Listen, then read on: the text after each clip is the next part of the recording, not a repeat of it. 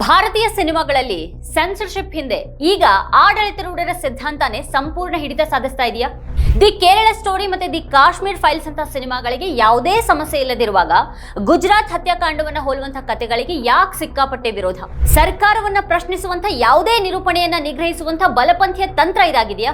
ಕೇರಳ ಹಾಗೆ ಮಲಯಾಳಂ ಚಿತ್ರೋದ್ಯಮ ಪ್ರಗತಿಪರ ಅಂತ ಹೆಸರಾಗಿರುವಾಗ ಎಲ್2 ಎಂಪುರಾನ್ ಯಾಕೀಗ ಭಾರಿ ವಿರೋಧ ಮತ್ತೆ ಕತ್ತರಿ ಪ್ರಯೋಗಗಳಿಗೆ ಗುರಿಯಾಯಿತು? ಇಡಿ ಮತ್ತಿತರ ಕೇಂದ್ರ ಏಜೆನ್ಸಿಗಳ ಬಗೆಗಿನ ಭಯ ಈಗ ಕೇರಳದ ಚಲನಚಿತ್ರೋದ್ಯಮವನ್ನು ಕೂಡ ಆವರಿಸಿದೆಯಾ? ಸೂಪರ್ ಸ್ಟಾರ್ ಮೋಹನ್ ಲಾಲ್ಗೆ ಪರೋಕ್ಷ ಬೆದರಿಕೆಯನ್ನು ಹಾಕಲಾಗಿದೆಯಾ?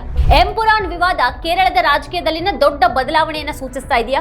ಕುನಾಲ್ ಕಾಮ್ರಾರಂತಹ ಹಾಸ್ಯ ಕಲಾವಿದನ ಮೇಲೆ ನಿರಂತರವಾಗಿ ದಾಳಿ ನಡೆದಿರುವಾಗ ಮೋಹನ್ ಲಾಲ್ ರಂತಹ ಸೂಪರ್ ಸ್ಟಾರ್ ಗಳನ್ನ ಮೋದಿ ಸರ್ಕಾರ ಹೇಗೆ ನಡೆಸ್ಕೊಳ್ತಾ ಇದೆ? ಪ್ರಶ್ನಿಸದೇ ಇರೋದಿಕ್ಕೆ ಕಾಮ್ರಾ ನಿರಾಕರಿಸ್ತಾ ಇರುವಾಗ ಮೋಹನ್ ಲಾಲ್ ತಮ್ಮ ಸಿನಿಮಾದ ಸೆನ್ಸರ್ ಅನ್ನ ತಕರಾರಿಲ್ಲದೆ ಒಪ್ಪಿದ್ದು ಇದಕ್ಕೆ ಕಾರಣನ? ಸ್ವತಂತ್ರ ಧ್ವನಿಗಳು ದೃಢವಾಗಿರುವಾಗ ಕೆಲವು ಐಕನ್ಗಳು ಒತ್ತಡಕ್ಕೆ ಎಷ್ಟು ಸುಲಭವಾಗಿ ಮಣಿತಾ ಇವೆ ಅನ್ನೋದನ್ನ ಇಲ್ಲಿ ಸೂಚಿಸ್ತಾ ಇದೆ. ಎಂಪುರಾನ್ ಚಿತ್ರದ ಬಿಡುಗಡೆಯ ಬೆನ್ನಿಗೆ ಸೃಷ್ಟಿಯಾದಂತಹ ದೊಡ್ಡ ವಿವಾದ ಹಾಗೆ ಅದಕ್ಕೆ ಚಿತ್ರತಂಡ ಪ್ರತಿಕ್ರಿಯೆ ನೀಡಿದಂತಹ ರೀತಿ ನೋಡಿದಾಗ ಹೇಳುವಂತಹ ಈ ಪ್ರಶ್ನೆಗಳನ್ನ ಇವತ್ತಿನ ವಿಡಿಯೋದಲ್ಲಿ ನಾವು ಚರ್ಚೆ ಮಾಡೋಣ. ಆದ್ರೆ ಅದಕ್ಕೂ ಮುನ್ನ ನೀವಿನ್ನು ನಮ್ಮ ಚಾನೆಲ್ ಅನ್ನು ಸಬ್ಸ್ಕ್ರೈಬ್ ಮಾಡಿಲ್ಲ ಅನ್ನೋದಾದ್ರೆ ಈ ವಿಡಿಯೋದ ಕೆಳಗೆ ಕಾಣ್ತಾ ಇರುವಂತಹ ಸಬ್ಸ್ಕ್ರೈಬ್ ಬಟನ್ ಹಾಗೆ ಪಕ್ಕದಲ್ಲಿ ಇರುವಂತಹ ಬೆಲ್ ಐಕಾನ್ ಪ್ರೆಸ್ ಮಾಡಿ ನಮ್ಮನ್ನ ಪ್ರೋತ್ಸಾಹಿಸಿ. ಎಂಪುರಾನ್ ಚಿತ್ರದ ಬಗ್ಗೆ ಸಂಘ ಪರಿವಾರದ ವಿರೋಧ ಹಾಗೆ ಅದಕ್ಕೆ ಮೋಹನ್ ಲಾಲ್ ಪ್ರತಿಕ್ರಿಯೆ ನೀಡಿದಂತಹ ರೀತಿಯ ಬಗ್ಗೆ ನಿಮಗೇನು ಅಭಿಪ್ರಾಯ ಇದೆ ಅದನ್ನ ಕೆಳಗಡೆ ಕಮೆಂಟ್ ಮಾಡಿ. ಆದ್ರೆ ಅದಕ್ಕಿಂತ ಮೊದಲು ಈ ವಿಡಿಯೋವನ್ನ ಮಿಸ್ ಮಾಡದೆ ಕೊನೆವರೆಗೂ ನೋಡಿ. ಹಾಗೆ ಇದರ ಲಿಂಕ್ ಅನ್ನ ನಿಮ್ಮೆಲ್ಲ ಬಂಧು ಮಿತ್ರರಿಗೆ ವಾಟ್ಸ್ಆಪ್ ಮಾಡಿ. ನಾವೀಗ ವಿಷಯಕ್ಕೆ ಬರೋಣ. ಈ ದೇಶದಲ್ಲಿ ಎರಡು ರೀತಿಯ ಜನ ಇದ್ದಾರೆ. ಒಂದ್ ಕಡೆಗೆ ಕುನಾಲ್ ಕಾಮ್ರಾ ತರದ ಕಾಮಿಡಿಯನ್.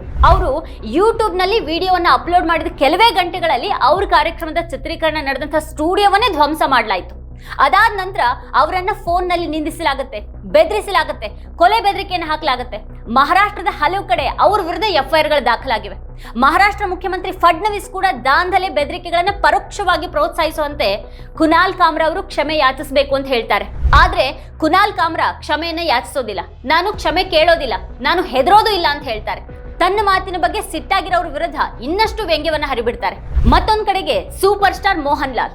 ಮಲಯಾಳಂ ಚಿತ್ರರಂಗದಲ್ಲಿ ಮೋಹನ್ ಲಾಲ್ ಬಹಳ ದೊಡ್ಡ ಹೆಸರು. ಅವ್ರ ಹೊಸ ಸಿನಿಮಾ ಎಲ್2 ಎಂಪುರಾನ್ ಬಿಡುಗಡೆಯಾಗಿದೆ. ಚಿತ್ರದಲ್ಲಿ 2022ರ ಗುಜರಾತ್ ಗಲಭೆಯನ್ನು ಹೋಲುವಂತಹ ಘಟನೆಗಳಿವೆ ಅನ್ನೋ ಕಾರಣಕ್ಕಾಗಿ ಈಗ ವಿವಾದ ಎದ್ದಿದೆ. ಬಲಪಂಥೀಯರು ಸಾಮಾಜಿಕ ಮಾಧ್ಯಮದಲ್ಲಿ ಭಾರಿ ಆಕ್ರೋಶವನ್ನು ಹೊರಹಾಕ್ತಾ ಇದ್ದಾರೆ. RSS ಮುಖವಾಣಿಯಾದಂತಹ ಆರ್ಗನೈಸರ್ ಕೂಡ ಆ ಸಿನಿಮಾದ ವಿರುದ್ಧ ಬರೆದಿದೆ. ಸೋಷಿಯಲ್ ಮೀಡಿಯಾದಲ್ಲಿ ಅನೇಕರು ಮೋಹನ್ ಲಾಲ್ ಅವರ ವಿರುದ್ಧ ಟ್ರೋಲ್ ಮಾಡೋದಕ್ಕೆ ಶುರು ಮಾಡ್ತಾರೆ. ಅವ್ರ ಚಿತ್ರವನ್ನ ಬಹಿಷ್ಕರಿಸ್ತಾ ಇದ್ದೀವಿ, ಟಿಕೆಟ್ ಗಳನ್ನ ರದ್ದುಗೊಳಿಸ್ತಾ ಇದ್ದೀವಿ ಅಂತೆಲ್ಲ ಸಾಮಾಜಿಕ ಮಾಧ್ಯಮದಲ್ಲಿ ಹೇಳಲಾಗುತ್ತೆ. ಈ ರೀತಿ ಹಲವು ರೀತಿಯಲ್ಲಿ ಒತ್ತಡವನ್ನ ಎದುರಿಸಿದ ಬಳಿಕ ಮೋಹನ್ ಲಾಲ್ ಮತ್ತೆ ಚಿತ್ರತಂಡದವರು ಕ್ಷಮೆಯನ್ನ ಯಾಚಿಸ್ತಾರೆ. ಅದು ಮಾತ್ರ ಅಲ್ಲದೆ ಸಿನಿಮಾದಲ್ಲಿ 17 ಕಡೆ ಕತ್ತರಿ ಪ್ರಯೋಗಕ್ಕೆ ಸ್ವತಃ ಒಪ್ಪುತ್ತಾರೆ. ಅಂದ್ರೆ ಇದರೊಂದಿಗೆ ದೇಶದಲ್ಲಿ ಬಲಪಂಥೀಯರು ಶಾಂತರಾಗ್ಬಿಡ್ತಾರೆ. ಇಲ್ಲಿ ಗಮನಿಸಿ, ಯಾವುದೇ ಒಂದು ಪ್ರಭಾವ ಇಲ್ಲದ ಕುನಾಲ್ ಪ್ರತಿಕ್ರಿಯೆ ನೀಡಿದಂತಹ ದಿಟ್ಟ ರೀತಿ ಒಂದ್ ಕಡೆ ಆದ್ರೆ ಎಲ್ಲಾ ಪ್ರಭಾವಗಳಿರುವಂತಹ ಒಬ್ಬ ಸೂಪರ್ ಸ್ಟಾರ್ ಮೋಹನ್ ಲಾಲ್ ಪ್ರತಿಕ್ರಿಯೆ ನೀಡಿದಂತಹ ರೀತಿ ಇನ್ನೊಂದ್ ಕಡೆಗೆ ನಮಗೆ ನಿರಾಶೆಯನ್ನ ಮೂಡಿಸಿದೆ. ದೇಶದಲ್ಲಿ ಹೇಗೆ ಸೆನ್ಸರ್ ವಾತಾವರಣ ಬೆಳೆದಿದೆ ಅನ್ನೋದಕ್ಕೆ ಕೇರಳದಲ್ಲಿ ಕಾಣ್ತಾ ಇರುವಂತಹ ಈ ರಾಜಕೀಯ ಸ್ಥಿತ್ಯಂತರ ಸಾಕ್ಷಿ ಆಗ್ತಾ ಇದೆ. ಕಳೆದ ವಾರ ಬಲಪಂಥೀಯರು ಕುನಾಲ್ ಕಾಮ್ರಾ ಅವರನ್ನ ಗುರಿಯಾಗಿಸಿದ್ರು ಮತ್ತೆ ಅವರನ್ನ ಟ್ರೋಲ್ ಮಾಡ್ಲಾಗ್ತಾ ಇತ್ತು. ಆದ್ರೆ ಮೊನ್ನೆ ಶುಕ್ರವಾರದಿಂದ ಬಹಳ ದೊಡ್ಡ ನಟ ಮೋಹನ್ ಲಾಲ್ ಅವರನ್ನ ಇಡೀ ಬಲಪಂಥೀಯರ ಪಡೆ ಟ್ರೋಲ್ ಮಾಡೋದಕ್ಕೆ ಶುರು ಮಾಡ್ತು. ಮೋಹನ್ ಲಾಲ್ ನಾಯಕನಾಗಿ ನಟಿಸಿರುವಂತಹ ಎಲ್2 ಎಂಪುರಾನ್ ಸಿನಿಮಾವನ್ನ ಇನ್ನೊಬ್ಬ ದೊಡ್ಡ ನಟ ಪೃಥ್ವಿರಾಜ್ ಸುಕುಮಾರನ್ ನಿರ್ದೇಶನ ಮಾಡಿದ್ದಾರೆ. 2019ರ ಯಶಸ್ವಿ ಸಿನಿಮಾ ಲೂಸಿಫರ್ ಅದರ 2ನೇ ಭಾಗನೇ ಈ ಎಲ್2 ಎಂಪುರಾನ್. ಬಲಪಂಥೀಯ ರಾಜಕಾರಣದ ಬಗೆಗಿನ ಟೀಕೆ ಮತ್ತೆ ಗುಜರಾತ್ ಹತ್ಯಾಕಾಂಡವನ್ನ ಪರೋಕ್ಷವಾಗಿ ಉಲ್ಲೇಖ ಮಾಡಿದೆ ಅನ್ನೋ ಕಾರಣಕ್ಕೆ ಈ ಸಿನಿಮಾ ವಿರುದ್ಧ ಬಿಸಿ ಚರ್ಚೆ ನಡೆದಿದೆ. ಈಗ ಬಿಡುಗಡೆಯಾದ 2-3 ದಿನಗಳಲ್ಲೇ ಚಿತ್ರ ವಿಶ್ವದಾದ್ಯಂತ 100 ಕೋಟಿ ಗಳಿಸಿದೆ. ಆದ್ರೆ ಈ ಚಿತ್ರದ ಕಥಾವಸ್ತು 2002ರ ಗುಜರಾತ್ ಹತ್ಯಾಕಾಂಡ ತರದ ಸನ್ನಿವೇಶಗಳ ಬಗ್ಗೆ ಹೇಳುತ್ತೆ. ಭಾರತದಲ್ಲಿ ಗಲಭೆಗಳು ನಡೆಯುತ್ತವೆ, ಮುಸ್ಲಿಮರು ಹೇಗೆ ದಬ್ಬಾಳಿಕೆಯನ್ನು ಅನುಭವಿಸಬೇಕಾಗತ್ತೆ ಅನ್ನೋದನ್ನ ಈ ಚಿತ್ರದಲ್ಲಿ ತೋರಿಸಲಾಗುತ್ತೆ. ಪ್ರಧಾನಿ ಮೋದಿ ಅವರು ಗುಜರಾತ್ ಮುಖ್ಯಮಂತ್ರಿಯಾಗಿದ್ದಾಗ 2002ರಲ್ಲಿ ನಡೆದಂತಹ ಈ ಗುಜರಾತ್ ಹತ್ಯಾಕಾಂಡಕ್ಕೆ ನೇರವಾಗಿ ಹೋಲಿಸಬಹುದಾದಂತಹ ಅನೇಕ ವಿಷಯಗಳಿವೆ ಅನ್ನುವಂತಹ ಅಭಿಪ್ರಾಯಗಳು ಬಂದಿವೆ. ಅದನ್ನ ಹೇಳ್ತಾನೆ ಇಡೀ ಬಲಪಂಥೀಯ ನಿರೂಪಣೆ ಈ ಚಿತ್ರವನ್ನ ಟ್ರೋಲ್ ಮಾಡೋದಿಕ್ಕೆ ತೊಡಗಿತು. ಅದನ್ನ ಹಿಂದೂ ವಿರೋಧಿ ನಿರೂಪಣೆ ಅಂತ ಕೂಡ ಕರೆಯಲಾಯಿತು. RSS ನ ಮುಖವಾಣಿ ದಿ ಆರ್ಗನೈಸರ್ ಈ ಚಿತ್ರ ಹಿಂದೂ ವಿರೋಧಿ ಹಾಗೆ ಬಿಜೆಪಿ ವಿರೋಧಿ ನಿರೂಪಣೆಯನ್ನು ಹರಡ್ತಾ ಇದೆ ಅಂತ ಟೀಕೆ ಮಾಡಿತು. ಗುಜರಾತ್ ನಲ್ಲಿ ನಡೆದಂತಹ ಗೋದ್ರೋತ್ತರ ಗಲಭೆಯನ್ನ ಅಪಾಯಕಾರಿ ಪಕ್ಷಪಾತದೊಂದಿಗೆ ನಿರೂಪಣೆ ಮಾಡಲಾಗಿದೆ ಅಂತ ಆರ್ಗನೈಸರ್ ಆರೋಪ ಮಾಡಿತು. ಐತಿಹಾಸಿಕ ಸತ್ಯ ಘಟನೆಗಳ ಕಡೆಗೆ ಗಮನ ಹರಿಸೋ ಬದಲು ಸಾಮಾಜಿಕ ಸಾಮರಸ್ಯಕ್ಕೆ ಗಂಭೀರ ಬೆದರಿಕೆ ಒಡ್ಡುವಂತಹ ಈ ವಿಭಜನಕಾರಿ ನಿರೂಪಣೆ ಈ ಸಿನಿಮಾದಲ್ಲಿ ಇದೆ ಅಂತ ಟೀಕೆ ಮಾಡಿತು. ಆರ್ಗನೈಸರ್ ಪ್ರಕಾರ ಇದೊಂದು ಪ್ರೊಪಗಂಡಾ ಚಿತ್ರ, ಮತ್ತೆ ಕೆಲವರು ಇದನ್ನ ಜಿಹಾದಿ ಪ್ರಚಾರ ಚಿತ್ರ ಅಂತ ಕರೆದಿದ್ದಾರೆ. ಅದರ ಒತ್ತಡ ಈ ಚಿತ್ರದ ನಿರ್ಮಾಪಕರ ಮೇಲೆ ಹಾಗೆ ಮೋಹನ್ ಲಾಲ್ ಮೇಲೂ ಬಿತ್ತು. ಅದರ ಪರಿಣಾಮ ಮೋಹನ್ ಲಾಲ್ ಸಾಮಾಜಿಕ ಮಾಧ್ಯಮದಲ್ಲಿ ಕ್ಷಮೆ ಯಾಚಿಸಿದ್ರು. ಅಷ್ಟು ಮಾತ್ರ ಅಲ್ಲದೆ ಚಿತ್ರಕ್ಕೆ 17 ಕಡೆಗೆ ಕತ್ರಿ ಹಾಕೋದಕ್ಕೂ ಕೂಡ ಈ ಚಿತ್ರದ ನಿರ್ಮಾಪಕರು ಒಪ್ಕೊಂಡಿದ್ದಾರೆ. ಅಭಿಮಾನಿಗಳಿಗೆ ಉಂಟಾದಂತಹ ನೋವಿಗೆ ವಿಷಾದಿಸ್ತೀನಿ ಅಂತ ಮೋಹನ್ ಲಾಲ್ ಹೇಳಿದ್ದಾರೆ. ಕೆಲ ರಾಜಕೀಯ ಸಾಮಾಜಿಕ ವಿಷಯಗಳು ನನ್ನ ಅನೇಕ ಅಭಿಮಾನಿಗಳಲ್ಲಿ ನಿರಾಶೆಯನ್ನು ಉಂಟು ಮಾಡಿದೆ ಅಂತ ಗೊತ್ತಾಗಿದೆ. ಕಲಾವಿದನಾಗಿ ನನ್ನ ಯಾವುದೇ ಸಿನಿಮಾ, ಯಾವುದೇ ರಾಜಕೀಯ ಚಳುವಳಿ ಅಥವಾ ಕಲ್ಪನೆ ಅಥವಾ ಧರ್ಮದ ಬಗ್ಗೆ ದ್ವೇಷ ಹೊಂದದಂತೆ ನೋಡ್ಕೊಳ್ಳೋದು ನನ್ನ ಕರ್ತವ್ಯ ಅಂತ ಹೇಳಿದ್ದಾರೆ. ನಾನು ಮತ್ತೆ ಎಂಪುರಾನ್ ತಂಡ ನನ್ನ ಪ್ರೀತಿ ಪಾತ್ರರಿಗೆ ಉಂಟಾದಂತಹ ಮಾನಸಿಕ ನೋವಿಗೆ ವಿಷಾದಿಸ್ತೀವಿ. ಅಂತಹ ದೃಶ್ಯಗಳನ್ನ ತೆಗೆದು ಹಾಕೋದಕ್ಕೆ ನಾವು ನಿರ್ಧಾರ ಮಾಡಿದೀವಿ ಅಂತ ಹೇಳಿದ್ದಾರೆ. ಕಳೆದ 4 ದಶಕಗಳಿಂದ ಸಿನಿಮಾ ಜೀವನವನ್ನ ನಡೆಸಿದ್ದೀನಿ. ನಿಮ್ಮ ಪ್ರೀತಿ ಮತ್ತೆ ನಂಬಿಕೆನೇ ನನ್ನ ಏಕೈಕ ಶಕ್ತಿ. ಮೋಹನ್ ಲಾಲ್ ಅದಕ್ಕಿಂತ ದೊಡ್ಡವನಲ್ಲ ಅಂತ ನಾನು ನಂಬ್ತೀನಿ ಅಂತ ಕೂಡ ಅವ್ರು ಹೇಳಿದ್ದಾರೆ. ಬಹುಶಃ ಈ ಋಣ ಅವರು ಮಣಿಯುವಂತೆ ಮಾಡಿದೆ. ಇಲ್ಲೇ ಒಂದು ವಿಷಯವನ್ನು ಕೂಡ ನಾವು ಗಮನಿಸಬೇಕು. ನಿರ್ದೇಶಕ ಪೃಥ್ವಿರಾಜ್ ಸುಕುಮಾರನ್ ಅವರ ತಾಯಿ ಈ ಸಿನಿಮಾವನ್ನ ಈಗಿರೋ ಹಾಗೇನೆ ಸಮರ್ಥಿಸಿಕೊಂಡಿದ್ದಾರೆ. ಚಿತ್ರೀಕರಣದ ಸಮಯದಲ್ಲಿ ಭಾಗಿಯಾಗಿರುವಾಗ ಎಲ್ಲರೂ ದೃಶ್ಯಗಳನ್ನ ಒಪ್ಪಿದ್ರ ಬಗ್ಗೆ ಅವರು ಹೇಳಿದ್ದಾರೆ. ಬಿಜೆಪಿ ಬೆಂಬಲಿಗರು ಮತ್ತೆ RSS ನವರು ಈ ಚಿತ್ರದ ವಿರುದ್ಧ ಮಾತಾಡ್ತಾ ಇರೋದು ಅವರ ರಾಜಕೀಯ ಅಜೆಂಡಾ ಆಗಿದೆ ಅಂತ ಅವರು ಟೀಕೆ ಮಾಡಿದ್ದಾರೆ. ಆದ್ರೆ ಈಗ ಈ ಚಿತ್ರಕ್ಕೆ 17 ಕಡೆ ಕತ್ರಿ ಪ್ರಯೋಗ ಆಗಿದೆ. ಮತ್ತಿದು ದೇಶ ಯಾವ ದಿಕ್ಕಿನಲ್ಲಿ ಸಾಗ್ತಾ ಇದೆ ಅನ್ನೋದನ್ನ ತೋರಿಸುತ್ತೆ. ಸ್ವಾತಂತ್ರ್ಯ ತುಂಬಾ ಕಡಿಮೆ ಆಗಿದೆ. ಕೇರಳ ಮುಖ್ಯಮಂತ್ರಿ ಪಿಣರಾಯಿ ವಿಜಯನ್ ಅವರು ಎಂಪುರಾನ್ ಚಿತ್ರಕ್ಕೆ ಬೆಂಬಲವನ್ನು ವ್ಯಕ್ತಪಡಿಸಿದ್ದಾರೆ. ಸಂಘ ಪರಿವಾರ ಭಯದ ವಾತಾವರಣವನ್ನು ಸೃಷ್ಟಿ ಮಾಡ್ತಾ ಇದೆ ಅಂತ ಅವರು ಆರೋಪ ಮಾಡಿದ್ದಾರೆ. ಫೇಸ್ಬುಕ್ ನಲ್ಲಿ ಈ ಬಗ್ಗೆ ಬರೆದಿರುವ ವಿಜಯನ್, ಈ ಚಿತ್ರ ದೇಶ ಕಂಡಂತ ಅತ್ಯಂತ ಕ್ರೂರ ನರಮೇಧಗಳಲ್ಲಿ ಒಂದನ್ನು ಉಲ್ಲೇಖ ಮಾಡುತ್ತೆ. ಇದು ಸಂಘ ಪರಿವಾರ ಮತ್ತೆ ಅದರ ಸೂತ್ರಧಾರರನ್ನ ಕೆರಳಿಸಿದೆ ಅಂತ ಆರೋಪ ಮಾಡಿದ್ದಾರೆ ಪಿಣರಾಯಿ ವಿಜಯನ್. ಮಲಯಾಳಂ ಚಲನಚಿತ್ರೋದ್ಯಮವನ್ನು ಹೊಸ ಎತ್ತರಕ್ಕೆ ಕೊಂಡೊಯ್ಯುವಂತಹ ಚಿತ್ರ ಎಂಪುರಾನ್ ಅಂತ ಕೇರಳ ಸಿಎಂ ಶ್ಲಾಘಿಸಿದ್ದಾರೆ. ಸಂಘ ಪರಿವಾರ ಈ ಸಿನಿಮಾದ ವಿರುದ್ಧ ವ್ಯಾಪಕ ದ್ವೇಷ ಅಭಿಯಾನವನ್ನ ಬಿಚ್ಚಿಟ್ಟ ಹಿನ್ನೆಲೆಯಲ್ಲಿ ಅದನ್ನ ವೀಕ್ಷಿಸಿದ್ದೀನಿ ಅಂತ ಹೇಳಿದ್ದಾರೆ. ಸಂಘ ಪರಿವಾರ ಸೃಷ್ಟಿ ಮಾಡಿರುವಂತಹ ಈ ಭಯದ ವಾತಾವರಣ ಕಳವಳಕಾರಿ ಅಂತ ಕೂಡ ಅವರು ಆತಂಕವನ್ನ ವ್ಯಕ್ತಪಡಿಸಿದ್ದಾರೆ. ಕೋಮುವಾದದ ವಿರುದ್ಧ ನಿಲುವು ತೆಗೆದುಕೊಂಡು ಅದರ ಭಯಾನಕತೆಯನ್ನು ಚಿತ್ರಿಸಲಾಗಿದೆ ಅನ್ನೋ ಕಾರಣಕ್ಕೆ ಕಲಾಕೃತಿಯನ್ನ ನಾಶಪಡಿಸೋದಕ್ಕೆ ಮತ್ತು ಕಲಾವಿದರ ಮೇಲೆ ದಾಳಿ ಮಾಡೋದಕ್ಕೆ ಸಾಧ್ಯ ಆಗೋದು ಪ್ರಜಾಪ್ರಭುತ್ವಕ್ಕೆ ಒಳ್ಳೆಯದಲ್ಲ ಅಂತ ಪಿಣರಾಯಿ ಅವರು ಹೇಳಿದ್ದಾರೆ. ಪ್ರಜಾಪ್ರಭುತ್ವ ಸಮಾಜದಲ್ಲಿ ನಾಗರಿಕರ ಅಭಿವ್ಯಕ್ತಿ ಸ್ವಾತಂತ್ರ್ಯವನ್ನ ರಕ್ಷಣೆ ಮಾಡಬೇಕು. ಕಲೆ ಮತ್ತೆ ಕಲಾವಿದರನ್ನ ನಾಶ ಮಾಡೋದಿಕ್ಕೆ ಮತ್ತೆ ನಿಷೇಧಿಸೋದಿಕ್ಕೆ ಹಿಂಸಾತ್ಮಕ ಕರೆ ನೀಡೋದು ಫ್ಯಾಸಿಸ್ಟ್ ಮನಸ್ಥಿತಿ ಅಂತ ಪಿಣರಾಯಿ ಅವರು ಆರೋಪ ಮಾಡಿದ್ದಾರೆ. ಬಲಪಂಥೀಯ ನಿರೂಪಣೆ ಯಾವ ದಿಕ್ಕಿನಲ್ಲಿ ಸಾಗ್ತಾ ಇದೆ ಮತ್ತೆ ಅದು ನಮ್ಮ ದೇಶಕ್ಕೆ ಎಷ್ಟು ಹಾನಿಕಾರಕ ಅನ್ನೋದನ್ನ ಇದರಿಂದ ಅರ್ಥ ಮಾಡ್ಕೊಳ್ಬಹುದು. ಈಗ ಚಿತ್ರದಲ್ಲಿ ತೋರಿಸಿರುವಂತಹ ಗಲಭೆ ದೃಶ್ಯಗಳನ್ನ ಅರ್ಧದಷ್ಟು ಕಡಿಮೆ ಮಾಡಲಾಗ್ತಾ ಇದೆ ಅನ್ನುವಂಥ ಮಾಹಿತಿ ಇದೆ.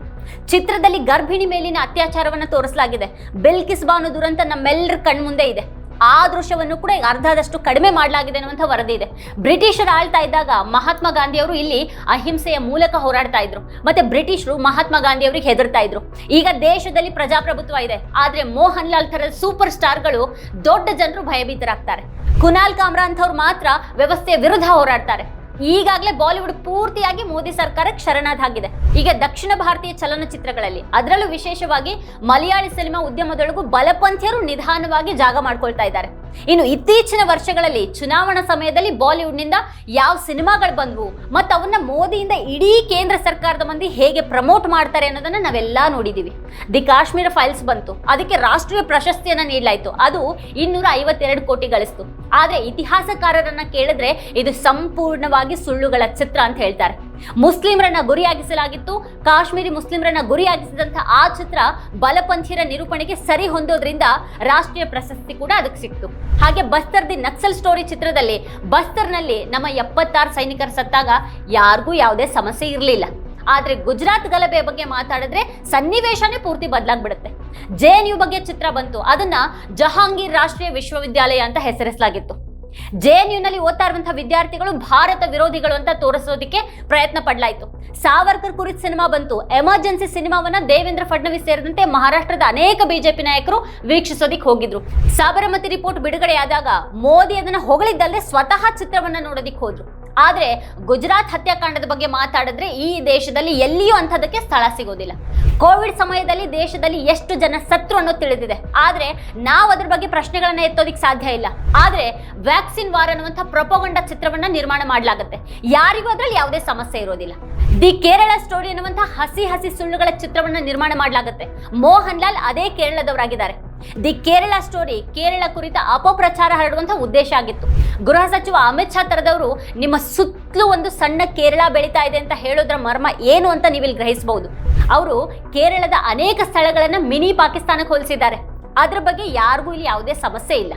ಆದ್ರೆ ಎಂಪುರಾನ್ ತೋರಿಸುವಂತಹ ಸನ್ನಿವೇಶಗಳು ಮಾತ್ರ ಇಡೀ ವ್ಯವಸ್ಥೆಯನ್ನ ಸಂಪೂರ್ಣವಾಗಿ ಅಲುಗಾಡಿಸಿ ಬಿಡೋದು ಯಾಕೆ? ಸತ್ಯವನ್ನ ಟೀಕೆ ಮಾಡಿದ ತಕ್ಷಣ ದೇಶಕ್ಕೆ ಇದ್ದಕ್ಕಿದ್ದ ಹಾಗೆ ದೊಡ್ಡ ವಿಪತ್ತು ಇನ್ನೊಂದಿಲ್ಲ ಅನ್ನುವಂತೆ ಇದನ್ನ ಬಿಂಬಿಸಲಾಗುತ್ತೆ.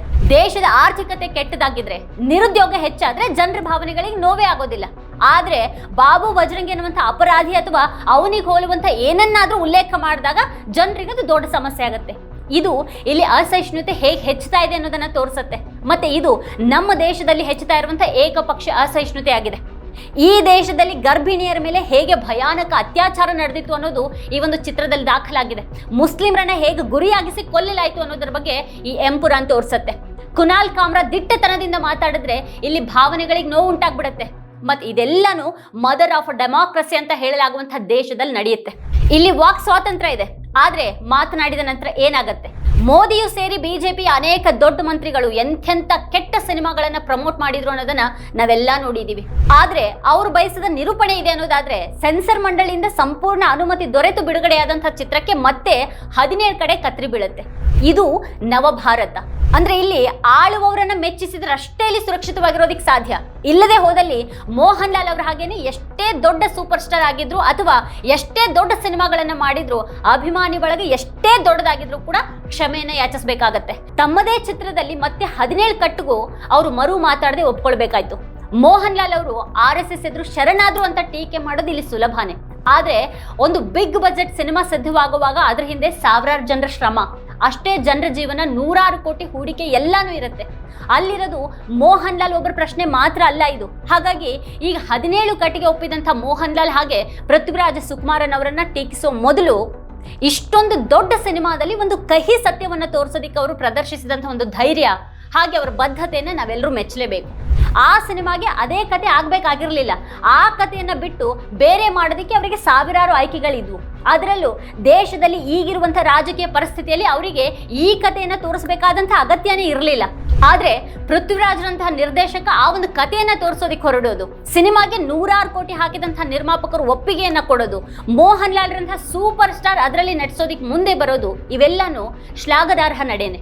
ಇದೇ ಈ ಹೊತ್ತಿನ ಸ್ಪೆಷಲ್. ನೋಡ್ತಾ ಇರಿ ವಾರ್ತಾ ಭಾರತಿ. ನೀವಿನ್ನು ವಾರ್ತಾ ಭಾರತಿ ಯೂಟ್ಯೂಬ್ ಚಾನಲ್ ಅನ್ನು ಸಬ್ಸ್ಕ್ರೈಬ್ ಮಾಡಿಲ್ಲ ಅನ್ನೋದಾದ್ರೆ ಈ ಕೂಡಲೇ ಸಬ್ಸ್ಕ್ರೈಬ್ ಮಾಡಿ, ಹಾಗೆ ಪಕ್ಕದಲ್ಲಿರುವಂತಹ ಬೆಲ್ ಐಕಾನ್ ಪ್ರೆಸ್ ಮಾಡಿ ನಮ್ಮನ್ನು ಬೆಂಬಲಿಸಿ.